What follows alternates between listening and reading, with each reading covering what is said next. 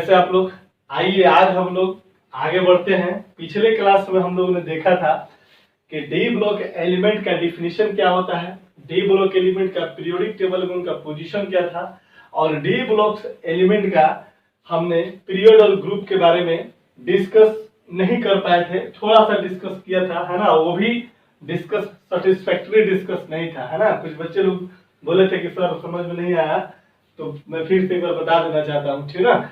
आज का जो लेक्चर होगा हम आज लोग पढ़ेंगे कि डी ब्लॉक एलिमेंट का प्रॉपर्टीज क्या होने वाला है, और डी ब्लॉक एलिमेंट का क्लासिफिकेशन क्या होने वाला है, और डी ब्लॉक एलिमेंट के इलेक्ट्रॉनिक कॉन्फ़िगरेशन पे डिस्कस किया जाएगा, ठीक है। तो चलिए हम लोग स्टार्ट करेंगे। लिखेंगे हम लोग सबसे पहला चीज कि हेडिंग डालेंगे, लिखेंगे identification of period number and group number of D block element. Definition तो आप लोगों ने देख लिया था कि डिफिनीशन में बताया गया था कि कोई भी डी ब्लॉक का एलिमेंट है तो उसको हम लोग, कोई भी एलिमेंट है अगर उसको हम लोग को डी ब्लॉक एलिमेंट को बोलना है तो सबसे पहला काम हम लोग का यही है कि आप उसको इलेक्ट्रॉनिक कॉन्फ़िगरेशन करो, और इलेक्ट्रॉनिक कॉन्फ़िगरेशन करने के बाद ये पता करो कि उस एलिमेंट का अंतिम electron, last electron D subshell में जाता है कि नहीं, यानी कि डी ऑर्बिटल में जाता है कि नहीं। डी ऑर्बिटल मतलब n-1 डी में जाता है कि नहीं, ठीक है। तो वैसे को हम लोग क्या बोलते थे, डी ब्लॉक्स के एलिमेंट बोलते थे। एग्जांपल भी दिखाया था। दूसरा चीज ये भी बताया था हम लोगों ने कि ट्रांजिशन एलिमेंट क्यों कहते हैं डी ब्लॉक एलिमेंट को। मैंने बोला गया था कि चूंकि डी ब्लॉक एलिमेंट जो होता है वो एस ब्लॉक और पी ब्लॉक के बीच में होता है ना, इसी वजह से उसको क्या बोलते हैं, ट्रांजिशन एलिमेंट बोलते हैं। फिर ये भी बताया गया था कि पीरियोडिक टेबल में उनका पोजीशन क्या है, तो हमने बोला था एस और पी के बीच में होता है। फिर हमने ये भी बताया था, डिस्कस किया था कि ट्रांजिशन होने के लिए क्या जरूरी है, तो मैंने बताया था कि कोई भी एलिमेंट अगर ट्रांजिशन एलिमेंट है डी ब्लॉक का, अगर मैं बोलूं कि कोई एलिमेंट डी ब्लॉक का है और उस एलिमेंट को ट्रांजिशन एलिमेंट बोलना चाहते हैं, तो उसके लिए कैरेक्टरिस्टिक यही था कि उनके डी सबसेल वो इनकम्प्लीट फील्ड होने चाहिए, फुलफिल्ड नहीं होना चाहिए, ठीक है। यानी कि 1 से लेकर के 10 तक के बीच में, यानी कि 1 हो सकता है डी सबसेल में इलेक्ट्रॉन, 2, 3, 4, 5, 6, 7, 8, 9 तक हो सकते हैं, लेकिन D10 कॉन्फ़िगरेशन नहीं होना चाहिए। अगर D10 कॉन्फ़िगरेशन हो गया तो इस D10 कॉन्फ़िगरेशन को हम लोग बोलते थे फुलफिल्ड, बोलते थे। तो अगर कोई भी एलिमेंट है डी ब्लॉक का और ग्राउंड स्टेट के इलेक्ट्रॉनिक कॉन्फ़िगरेशन में अगर अनपेयर्ड इलेक्ट्रॉन, कम से कम एक भी अनपेयर्ड इलेक्ट्रॉन होगा, तो उसको बोला जा सकता है कि वो ट्रांजिशन एलिमेंट कहलाएगा, है ना। सारे के सारे transition element d block element हो सकते हैं, लेकिन सारे D block element transition element नहीं हो सकते हैं, है ना। ग्राउंड स्टेट में मिल गया तो ठीक है, अगर ग्राउंड स्टेट में नहीं है तो उसके मोस्ट कॉमन ऑक्सीडेशन स्टेट का इलेक्ट्रॉनिक कॉन्फ़िगरेशन देख लो। जैसे कि मैंने बोला था किसके बारे में, कॉपर के बारे में बोला था कि कॉपर का आर्गन होता है और 3d10 और 4s कितना होता है, 1 होता है। तो ये ग्राउंड स्टेट का इलेक्ट्रॉनिक कॉन्फ़िगरेशन में इनके डी सबसेल क्या है, फुलफिल्ड है। लेकिन अगर यही हम लोग बात करेंगे कि कॉपर के सर की copper 2+, most common oxidation state copper का कितना आता है, +2। अब इसमें देखेंगे तो हमेशा हमको मिलेगा कि 3d9 और 4s यहाँ से 0 हो जाता है, एक इलेक्ट्रॉन यहाँ से निकलेगा और एक इलेक्ट्रॉन यहाँ से निकलेगा, ठीक है ना। डिस्कस करेंगे क्यों यहाँ से निकलेगा पहले, क्यों यहाँ से नहीं निकलेगा, ये सारा चीज डिस्कस करना है जब इलेक्ट्रॉनिक कॉन्फ़िगरेशन में आएंगे। तो अब 3d9 को तुम अगर लिखोगे तो डी ऑर्बिटल में यहाँ पर मैक्सिमम कितने डी सबसेल में कितने ऑर्बिटल होते हैं बाबू, 5 ऑर्बिटल होते हैं। 1 इलेक्ट्रॉन, 2 इलेक्ट्रॉन, 3, 4, 5, 6, 7, 8, कितने, 9। तो ये +2 ऑक्सीडेशन स्टेट, जिसका की कहा जाता है कि कॉपर का मोस्ट कॉमन ऑक्सीडेशन स्टेट है, और इस मोस्ट कॉमन ऑक्सीडेशन स्टेट में देखा मैंने कि यहाँ पर अनपेयर्ड इलेक्ट्रॉन मिल गया, इसीलिए कॉपर को रिगार्ड किया जाएगा, कॉपर को बोला जाएगा कि ये भी क्या है, ट्रांजिशन एलिमेंट। तो माइंड में बातें सेट होनी चाहिए, है ना, कि ट्रांजिशन एलिमेंट डी ब्लॉक का हुआ है, डी ब्लॉक एलिमेंट है। क्यों भाई, क्योंकि डी ब्लॉक का पहचान है कि हमारा अंतिम इलेक्ट्रॉन डी सबसेल में जाना चाहिए, डी ऑर्बिटल में जाना चाहिए। तो क्लियर हो गया, यहाँ पर कोई दिक्कत नहीं है, ये कहानी हो गई। लेकिन सारे के सारे डी ब्लॉक एलिमेंट ट्रांजिशन नहीं हो सकते। जैसे कि हमने जिंक के बारे में बोला, जिंक का 3d10 4s कितना 2। जिंक अपने पॉसिबल ऑक्सीडेशन स्टेट जो होता है, मोस्ट कॉमन ऑक्सीडेशन स्टेट होता है +2 में, तो Zn+2 करेंगे तो ये आउटर मोस्ट ऑर्बिट से 2 इलेक्ट्रॉन बाहर निकल जाएगा, फिर भी डी ऑर्बिटल में कितना है 10 इलेक्ट्रॉन है। तो ये कभी भी ट्रांजिशन एलिमेंट नहीं कहा जाता है इसको। Zn हो गया, Cd हो जाएगा, Hg हो गया, ये सारे के सारे ट्रांजिशन एलिमेंट नहीं है, क्योंकि इनके डी ऑर्बिटल क्या है बाबू, फुलफिल है। ट्रांजिशन एलिमेंट को होने के लिए क्या चाहिए था हम लोग का डी ऑर्बिटल में एटलीस्ट 1 इलेक्ट्रॉन अनपेयर्ड होना चाहिए। ठीक है, तो ये सारी चीजें हम लोगों ने पिछले क्लासेज में हम लोगों ने क्या किया था, देख लिया था। और आज की क्लास में देखते हैं कहां तक आगे हम लोग प्रोसीड करते हैं। सबसे पहले तो कहता है क्या कि period number D block element को कैसे पहचानेंगे। तो यहाँ पर लिखना है कि पीरियड नंबर को जानने के लिए कहता है कि इट इज पिछले क्लास में मैं एक बार फिर से आपको याद दिला देना चाहता हूं कि पिछले क्लास में मैंने एक बार कॉन्फ़िगरेशन लिख करके बताया था कि ये पीरियड है, ये है, वो है। फिर उसके बाद मैंने फिर बता दिया कि थर्ड पीरियड का एलिमेंट है।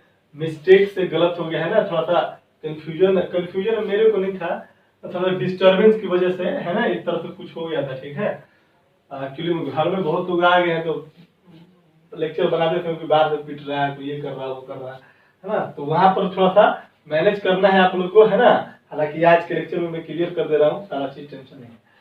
पीरियड नंबर क्या है लिखेंगे, it is equal to the value of principal quantum number, principal value of principal quantum number of outermost orbit, है ना। पीरियोडिक टेबल में मैंने डिटेल ये सब पढ़ा चुका है, फिर भी एक बार याद दिला देता हूं, कुछ नए बच्चे हैं उनको काम आ जाएगा, है ना। पीरियड नंबर किसको बोलेंगे, हमेशा it is equal to the value of principal quantum number of outermost orbit. कोई भी एलिमेंट का कॉन्फ़िगरेशन करो, जैसे मैं डी ब्लॉक की बात करता हूं, एग्जाम्पल के तौर पे जैसे मान लो कि एस्केंडियम है मेरा, समझिए बात क्या है, एस्केंडियम है, पता है डी ब्लॉक एलिमेंट है, एटॉमिक नंबर कितना होता है इसके बाबू 21 होता है। कॉन्फ़िगरेशन अगर लिखोगे इसका इलेक्ट्रॉनिक कॉन्फ़िगरेशन तो 1s2 2s2 2p6 3s2 3p6 और क्या होता है 4s और क्या होता है 3d, है ना। आप इसको ऐसे लिखो या फिर आप इसको ऐसे लिखो 3d और क्या लिखो 4s लिखो, कोई फर्क नहीं पड़ता। देखो यहां से करने से क्या होगा कि सीक्वेंस है मेरा, है ना, तो 1 के बाद 2 है, 2 के बाद 3 है, 3 के बाद 4 है ना। लेकिन ये एनर्जी सीक्वेंस में यहां तक तो हमारा सब कुछ सही है, यहां तक सीक्वेंस चेंज हो जाता है एनर्जी लेवल का। अब वो प्रिंसिपल बोलता है कि इलेक्ट्रॉन सबसे पहले उस ऑर्बिट या उस ऑर्बिटल में जाएगा जिसकी एनर्जी लेवल क्या होगी, कम होगी, मिनिमम होगी, ठीक है। इसके बाद उसके जस्ट हायर जाता है। अच्छा, एनर्जी लेवल पहचानने का मैंने बोला था कि n+l रूल को देखा जाता है। n क्या है बाबू, प्रिंसिपल क्वांटम नंबर है, और l क्या है, आइजोमुथल क्वांटम नंबर है। पढ़ा चुका हूं एटॉमिक स्ट्रक्चर में, बहुत डिटेल पढ़ा चुका हूं, है ना। अब यहाँ पर तो अगर मैं 3D की बात करूं तो यहाँ पर इसको हम लोग जो 3 है न्यूमेरिकल वैल्यू, ये हमारा प्रिंसिपल क्वांटम नंबर n होता है, और d है ये हमारा आइजोमुथल क्वांटम नंबर को रिप्रेजेंट करता है। तो अगर s का वैल्यू है, s सबसेल के लिए l का वैल्यू 0, p के लिए l का वैल्यू कितना 1, d के लिए l का वैल्यू कितना होता है 2, तो यहाँ पर n बराबर कितना 3, n इक्वल टू 3 है, और d सबसेल के लिए तो d के लिए l बराबर कितना 2। अगर दोनों को तुम जोड़ो तो n+l करोगे तो 3 + 2 कितना हो जाएगा 5।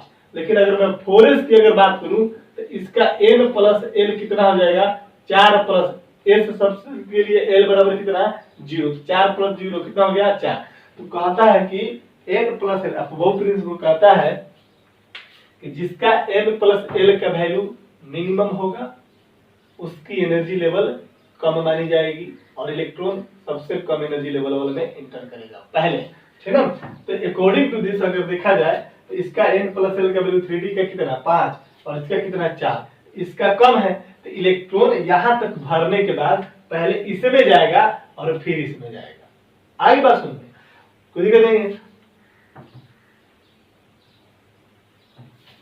यहां से जो होता है 3d 4s को आउटर मोस्ट इलेक्ट्रॉनिक कॉन्फ़िगरेशन, इसी का मतलब होता है E for electronic, C for configuration, outer most electronic configuration बोला जाता है। यानी कि यहां तक छोड़ देता है, यहां पर ये आर्गन के बराबर हो जाता है। और आर्गन कैसा है मेरा, नोबेल गैसेज है, तो इसके अंदर कोई वेरिएशन पॉसिबल नहीं होगा। जो भी वेरिएशन होगा आउटर मोस्ट इलेक्ट्रॉनिक कॉन्फ़िगरेशन, इन दोनों में वेरिएशन हो सकता है, ठीक है ना। तो इलेक्ट्रॉन सबसे पहले कहां इंटर करेगा, जिसकी एनर्जी लेवल क्या होगी बाबू, कम होगी, ठीक है।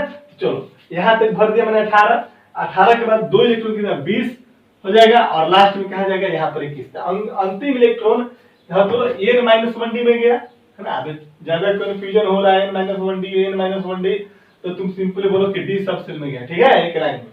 तो यहाँ पर d सब सेल में गया, तो इसको हम बोल सकते हैं कि स्कैंडियम क्या एक प्रकार का डी ब्लॉक एलिमेंट है। अब हम लोग को यहां से कहता है कि स्कैंडियम सर किस पीरियड का और किस ग्रुप का एलिमेंट है ना।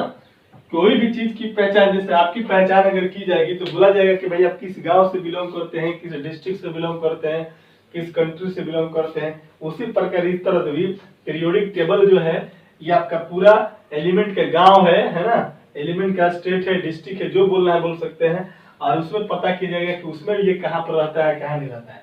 तो देखो यहां पर करेंगे, अगर हम लोग को पीरियड नंबर बोलता है तो कहता है कि it is equal to the value of principal quantum number of outermost orbit. Outermost orbit, तो आउटर मोस्ट ऑर्बिट कौन कहलाएगा, दोस्तों यहाँ पर n का वैल्यू कितना है 3 है, और यहाँ पर n का वैल्यू क्या है, फोरस के केस में कितना है 4 है। तो n का वैल्यू जिसका ज्यादा होगा उसी को आउटर मोस्ट बोला जाता है ना, याद रखना। ये जो अरेंजमेंट है 1 2 3 3 4 है, तो दोस्तों इधर क्या होगा, न्यूक्लियस होगा, इधर से क्या होगा, इस तरह से समझो भाई।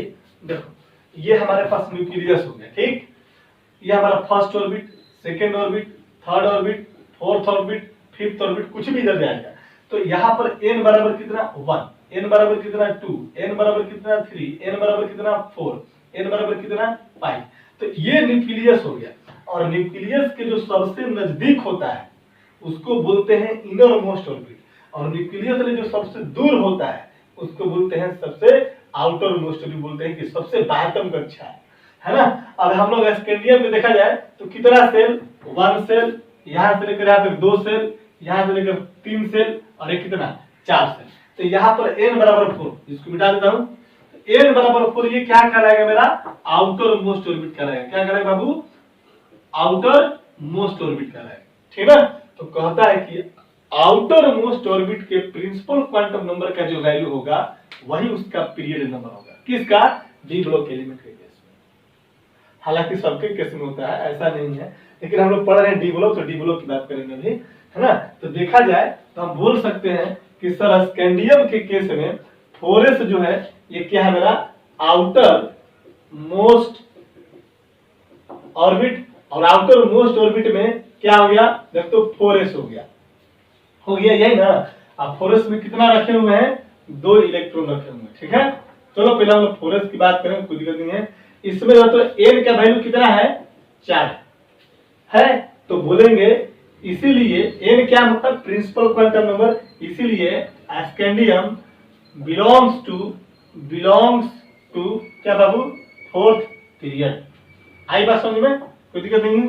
कोई भी अगर क्वेश्चन पूछता है, जैसे कोई भी, जैसे एग्जांपल देता हूं, और बेटा इसको जल्दी करो, देखो कोई भी बात करेंगे है ना, किसी की भी मैं बात करूं है ना, स्कैंडियम हो गया, जैसे दादा स्कैंडियम के बाद टिटानियम होता है, इसका एटॉमिक नंबर कितना होता है बाबू, 22 होता है। मैं डायरेक्ट लिखता हूं, यहां तक मैंने कर दिया आर्गन 18, कोई दिक्कत नहीं है। और इसके बाद 3d और इसके बाद क्या कर दिया 4s कर दिया। तो 18 के बाद 2 इलेक्ट्रॉन यहाँ पर 20 और 2 इलेक्ट्रॉन के यहाँ पर 22 हो गया ना, कोई दिक्कत नहीं। तो क्या मैंने बोला आउटर मोस्ट ऑर्बिट कौन सा, ये वाला, this is outer most orbit हो गया। n बराबर कितना है इसका, n बराबर कितना है 4 है, इसलिए पीरियड क्या कहलाएगा बाबू, पीरियड क्या कहलाएगा 4, यानी कि टिटानियम भी किस पीरियड से बिलोंग करता है, 4th पीरियड से बिलोंग करता है ना। जिंक की बात करने जा रहा है तो Zn है 30 होता है, इसको हम लोग इसका एटॉमिक नंबर 30 कॉन्फ़िगरेशन करेंगे तो यहाँ पर आर्गन कर दिया, ये 18 तक हो गया। और यहाँ पर मैंने बोल दिया 3d है और 4s है, 3d 10 है और 4s कितना 2 है। पहले इसमें इलेक्ट्रॉन जाए 2, 18 2 20 10 कितना 30, ये हमारा क्या कहलाएगा outer most. Outer most, outer most का n के बराबर कितना है 4, इसलिए हम बोल सकते हैं कि पीरियड क्या कहलाएगा, पीरियड 4। तो हम लोग बोल सकते हैं क्या बाबू कि यहाँ पर जो है टिटानियम, स्कैंडियम, क्रोमियम, मैग्नीज, एफी, कोबाल्ट, निकेल जितने भी हैं सारे के सारे किस पीरियड से बिलोंग करते हैं, 4th पीरियड से। तब पीरियड पहचानने का तरीका, कोई भी एलिमेंट हो इलेक्ट्रॉनिक कॉन्फ़िगरेशन करो उसका, इलेक्ट्रॉनिक कॉन्फ़िगरेशन करने के बाद आउटर मोस्ट देखना है, आउटर मोस्ट में जो प्रिंसिपल क्वांटम नंबर का जो वैल्यू होगा वही मेरा क्या कहलाएगा, पीरियड नंबर कहलाएगा। ठीक है, चल हो गया। फिर बात करता है इसका ग्रुप नंबर का।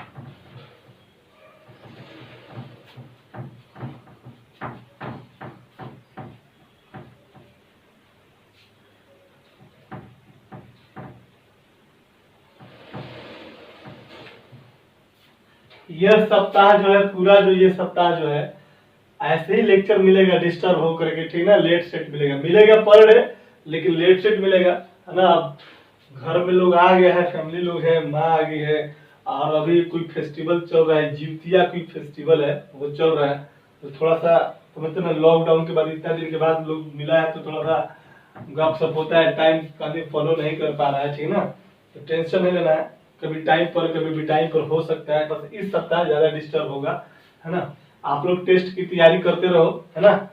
चलो तो ग्रुप की बात करेंगे, ग्रुप नंबर कितना होगा। देखो ग्रुप नंबर करने के लिए क्या कहता है कि group number is equal to sum of n-1 d electron plus कितना ns इलेक्ट्रॉन है ना।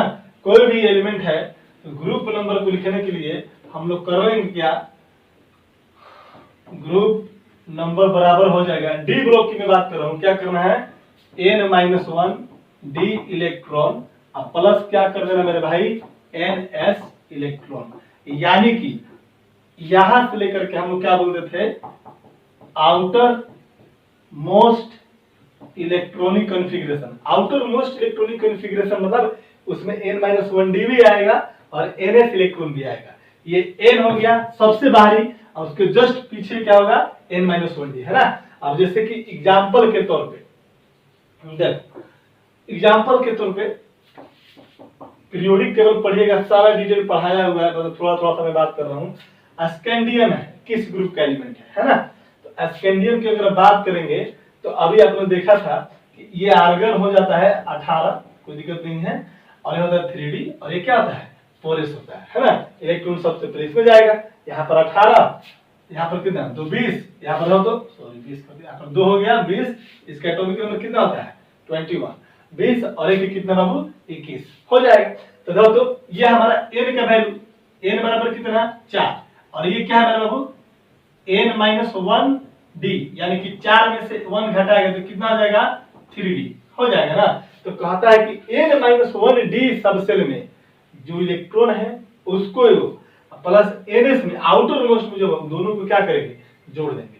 तो देख तो यहाँ पर n-1 d इलेक्ट्रॉन कौन है बताओ 1 और ns कौन है इलेक्ट्रॉन, ns इलेक्ट्रॉन यहाँ पर कौन है तुम बोलेगा कि 2, इसीलिए ग्रुप नंबर कितना हो जाएगा, ग्रुप नंबर कितना हो जाएगा 1 + 2 बराबर कितना 3। आई बात समझ में, कोई दिक्कत नहीं है। तो याद रखना है कि ग्रुप नंबर स्कैंडियम में कितना बाबू 3। इसको एक्चुअली में लिखा जाता है ऐसे करके, ठीक ना, 3 हो गया, इसको लिखा जाता है इस तरह से कर देना, हाँ ठीक है। तो हमेशा इस चीज को ध्यान रखिएगा, ठीक ना, ग्रुप नंबर का जब भी बात करेंगे तो n-1d इलेक्ट्रॉन में क्या है बाबू NH इलेक्ट्रॉन होता है, ठीक है। तो ग्रुप नंबर हो गया, पीरियड देख लिया, एक ब्लॉक होता है, तो ब्लॉक के बारे में क्या बोला, अंतिम इलेक्ट्रॉन किस में जाएगा, लिख लो उसको भी, आगे बढ़े जल्दी करो भाई।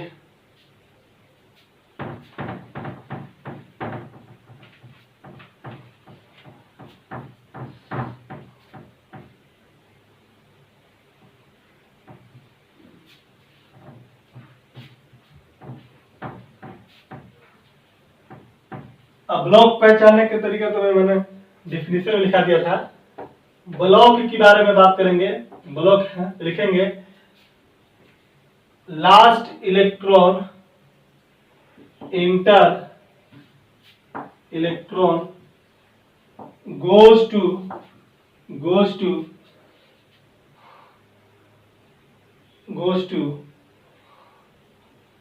that orbital यानी subshell, then the orbital name is the name of block, याद रखना। जैसे इस एग्जांपल के तौर पे, जैसे मान ले सपोज दैट कि तेरे पास स्कैंडियम है ना, अब यहाँ पर मैंने लिखा आर्गन है 18, ये 21 इलेक्ट्रॉन होता है इसका, और मैंने इसका किया है इलेक्ट्रॉनिक कॉन्फ़िगरेशन आर्गन 3d है और थोरस है, तो इलेक्ट्रॉन सबसे पहले किस में जाएगा, यहाँ पर, तो थोरस कितना 2 हो गया, ठीक है। 2 ही क्यों, क्योंकि एस में मैक्सिमम कितना इलेक्ट्रॉन होता है, 2 होता है। आई बस समझने सब पता होगा ना, एस में 2, पी में मैक्सिमम 6, डी में कितना 10, एफ में कितना 14, तो यहाँ पर 2 हो गया तो 18 और 2 कितना 20 है, इसमें कितना कर देंगे 21, कोई दिक्कत नहीं है। तो देखो, तो अंतिम इलेक्ट्रॉन ये जो है मेरा, ये क्या है, लास्ट 21st इलेक्ट्रॉन है, अंतिम इलेक्ट्रॉन है 21वां, किस में गया, डी सबसेल में, डी सबसेल या ऑर्बिटल में गया, इसीलिए हम बोल सकते हैं कि scandium belongs to d block, है ना। अंतिम इलेक्ट्रॉन जिस सबसेल में जाएगा उसी सबसेल का नाम दे देंगे उसके ब्लॉक का नाम, ठीक है। चलिए ये देख लिया हम लोगों ने, कोई दिक्कत नहीं है, आगे बढ़ता हूं, डालू नोट कर लो।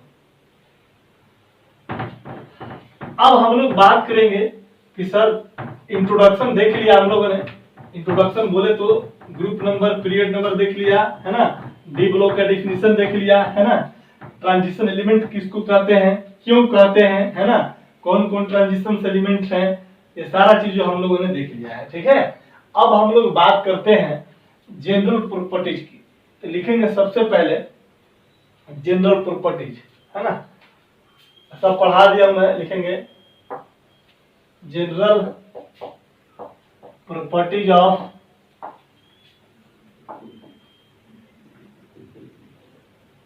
D block element.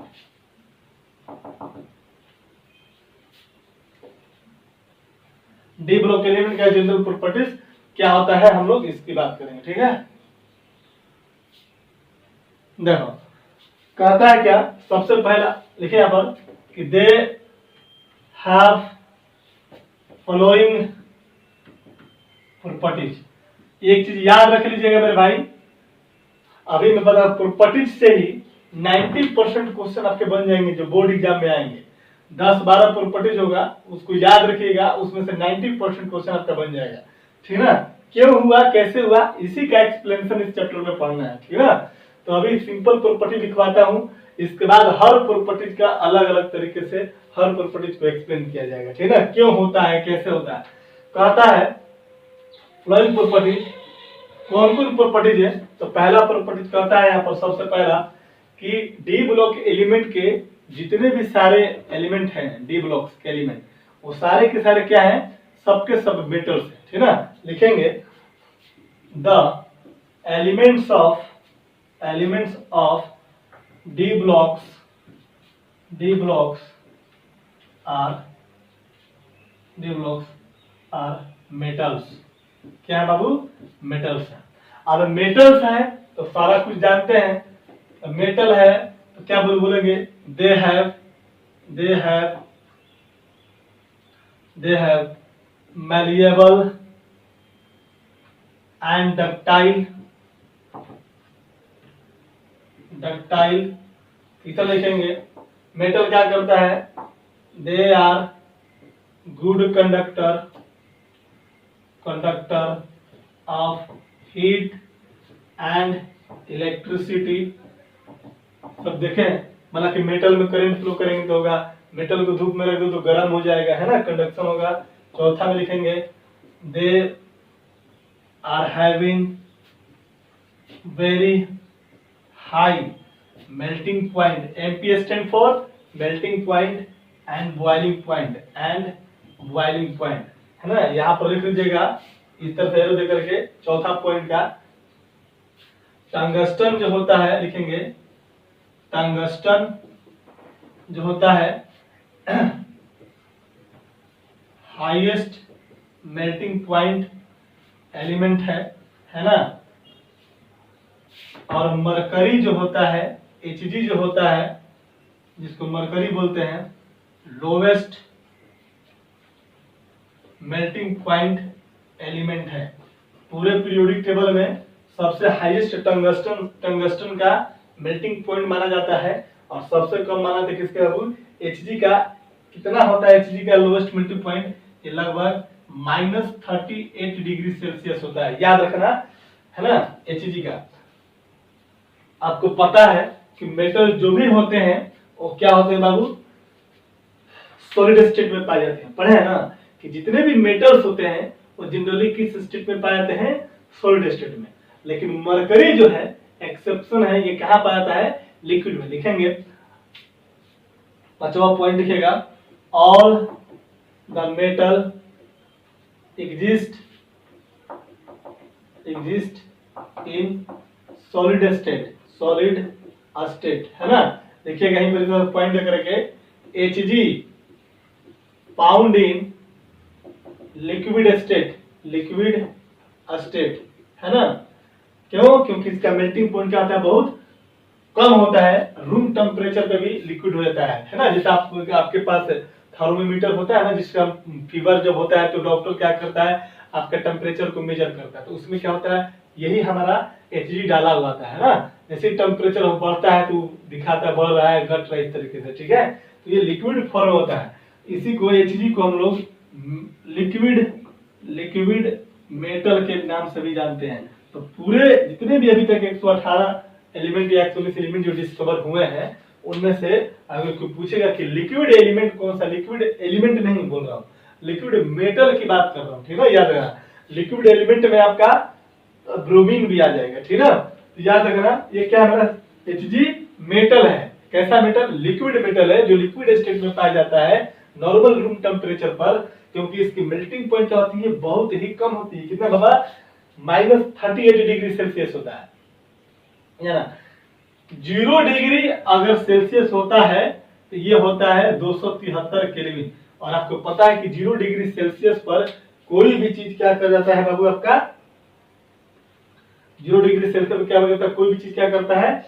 फ्रीज कर जाता है ना। और ये क्या है? -38 डिग्री से है। आप समझ सकते हैं कि माने कि इसको मेल्ट करने के लिए बहुत कम से कम टेम्परेचर क्या होता है? ये जरूरत होती है, ठीक है ना।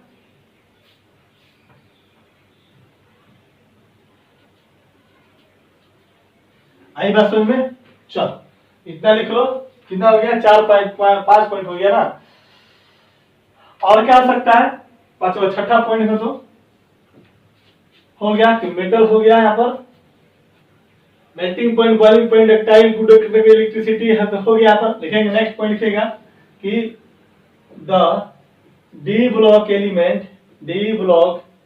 एलिमेंट फॉर्म्स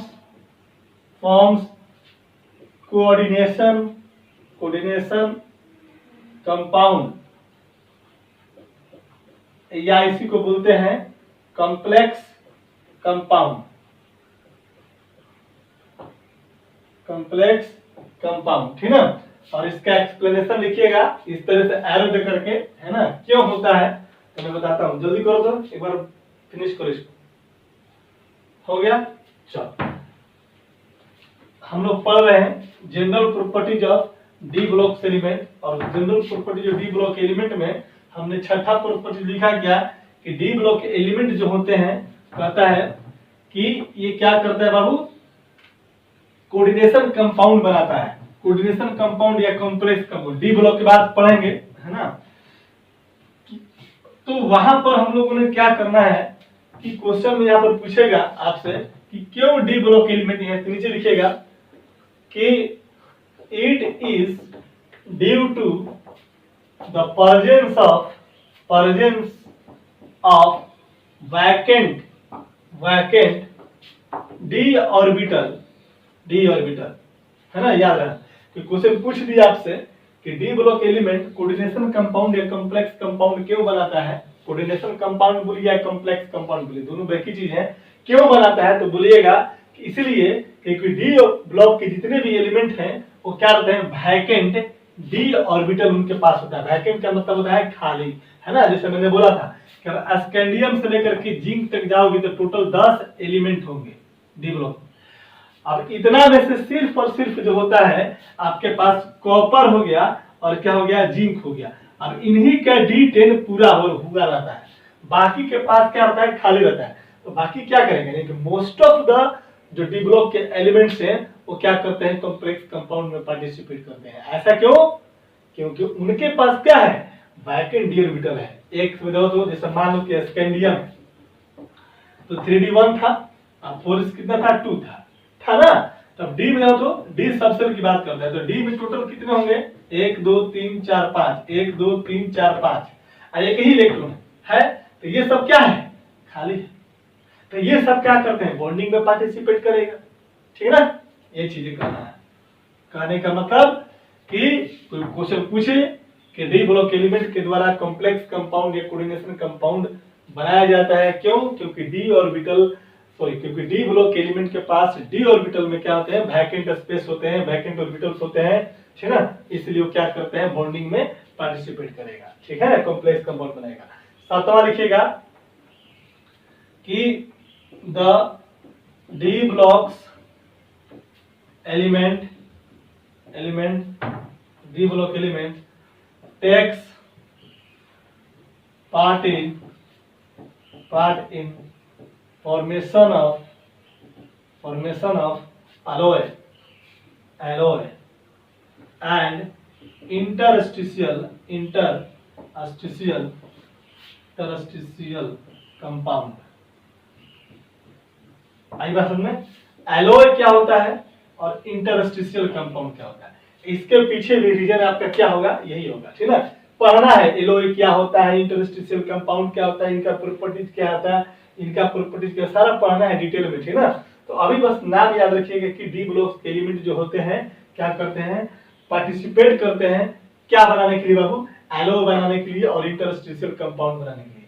एलॉय का मतलब होता है, देखो 2-3 मेटल को मिला करके, पिघला करके, सबको मिक्स करके एक नया पदार्थ बनाना, जिसका प्रॉपर्टीज जो होगा वो इनके इंडिविजुअल प्रॉपर्टी से क्या होगा, डिफर होगा। और ये भी बोलता है कि आखिर डी ब्लॉक एलिमेंट क्यों बनाता है इंटरस्टिशियल कंपाउंड, या क्यों बनाता है एलॉयज बनाता है, क्योंकि इनके क्या होते हैं, वैकेंट डी ऑर्बिटल क्या होते हैं, खाली भी होते हैं। और दूसरी चीज कि ये इनका रेडियस जो होता है लगभग क्या हो जाता है, सेम हो जाता है, ठीक है। पढ़ेंगे, डिटेल पढ़ेंगे, अभी बस नाम लिख लीजिए, है ना।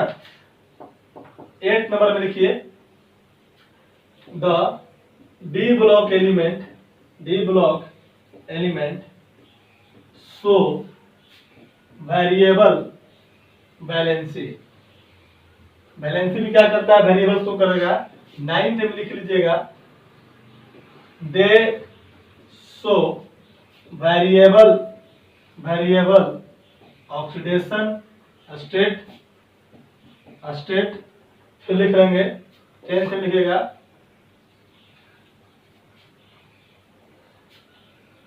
वेरिएबल क्या हो गया, D block element show variable valency, variable oxidation state लिखेंगे the D block element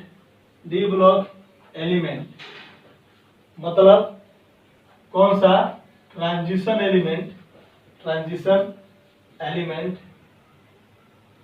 sorry यहाँ पर ठीक कर दो डी ब्लॉक एलिमेंट, यहाँ पर लाइक कर दो, यहाँ पर लाइक कॉपर है ना, प्लेटिनम, पैलेडियम, निकेल है ना, वैलेडियम, V2O5, ये सब क्या है V2O5 कंपाउंड, ETC बहुत सारा होगा ETC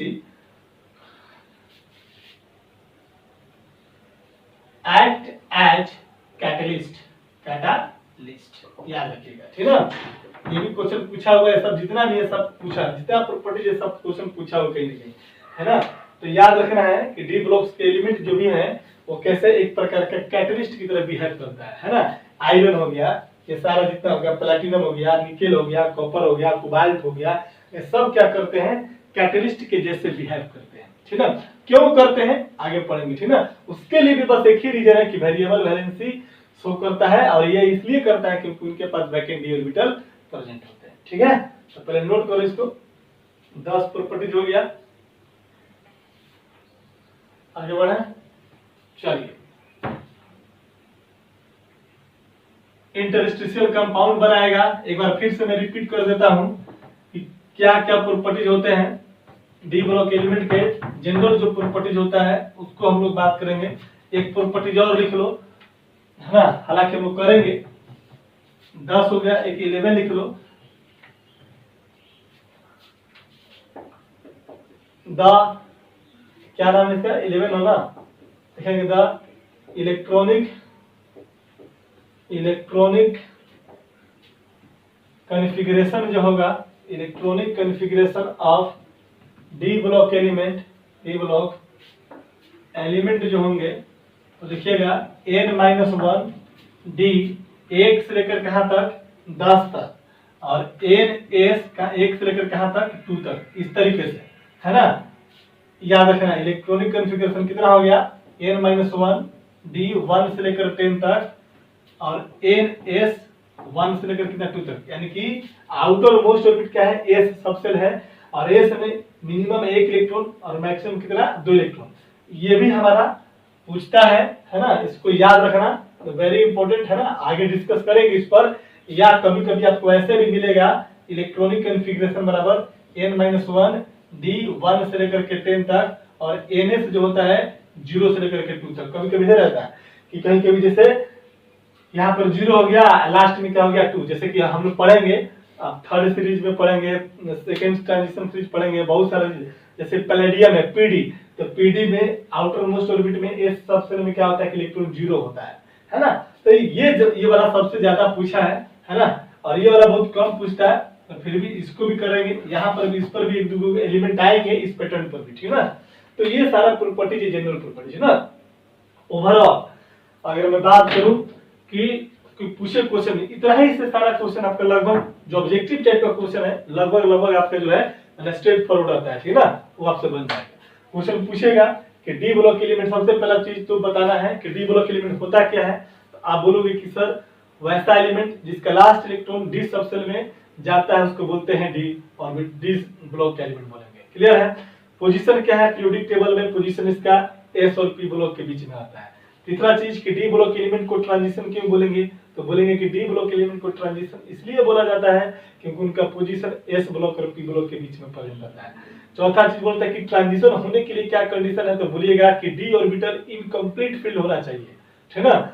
अगर कोई भी एलिमेंट है डी ब्लॉक एलिमेंट का और उनका डी ऑर्बिटल में फुलफिल्ड इलेक्ट्रॉन नहीं है, यानी कि सारे के सारे जो 5 ऑर्बिटल है उसमें 2-2 इलेक्ट्रॉन अगर नहीं है, यानी कि कहीं ना कहीं पर 1 इलेक्ट्रॉन है या कहीं खाली है, इसका मतलब कोई ट्रांजिशन होगा, ठीक है। तो डी ब्लॉक एलिमेंट के लिए कंडीशन क्या हो गया कि उनके डी ऑर्बिटल इनकम्प्लीट फील्ड होना चाहिए। फिर होता है, फिर आते हैं क्वेश्चन में हम लोग आगे कि सारे के सारे transition element d block element होगा, क्योंकि सारे ट्रांजिशन एलिमेंट का last electron D block D orbital में जाएगा तो डी ब्लॉक बोलेंगे उसको। लेकिन सारे के सारे डी ब्लॉक एलिमेंट ट्रांजिशन नहीं होंगे, क्यों, क्योंकि ट्रांजिशन के लिए डी ऑर्बिटल क्या होना चाहिए, इनकम्प्लीट फील्ड होना चाहिए, जो कि ऐसा सारे के केस में नहीं मिलेगा, ठीक है। फिर इसके बाद उसके ग्रुप नंबर क्या है, उसके पीरियड नंबर क्या है हमने देख लिया। फिर उसके बाद उनके जनरल प्रॉपर्टीज क्या है, ये चीजें हम लोगों ने देख लिया है, ठीक है ना। अब हम लोग क्या करेंगे, अब इनको हम लोग आगे डिटेल डिस्कशन की तरफ आगे बढ़ेंगे, ठीक है। तो इतना तक आपको माइंड में रहना चाहिए, ये बेसिक चीजें हैं। चलिए नोट कीजिए इसको। हो गया, आगे हम लोग नेक्स्ट लिखेंगे।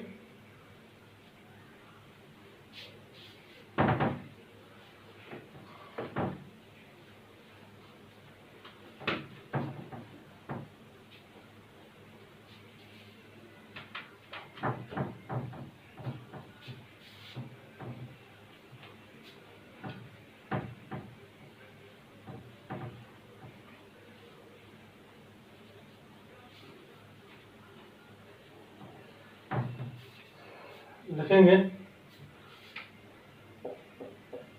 अब इस तरह से हम लोग मेन में इस तरह से हेडिंग लगा के पढ़ेंगे, ठीक ना। लिखेंगे, अच्छा प्रॉपर्टीज में एक और प्रॉपर्टी लिख लेना, देखो याद आ गया, अभी लिख लीजिएगा। 12वां प्रॉपर्टी लिखना कि D block element forms coloured compound, है ना। यानी कि कलर्ड सॉल्ट बनाता है, कंपाउंड सॉल्ट बनाता है, याद रखना है ना।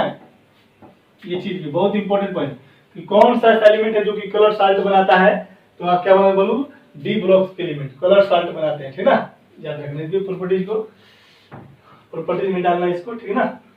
चलो हो गया, नोट कर इसको जल्दी से मिटा देता हूं। चलो कलर सॉल्ट बनाता है, इस तरह और भी देखना है क्या का प्रॉपर्टी होगा, हालांकि मोस्ट ऑफ द प्रॉपर्टी जो पूछता है वो लिखवा दिया गया है। चलिए लिखेंगे next, classification of D block element, है ना।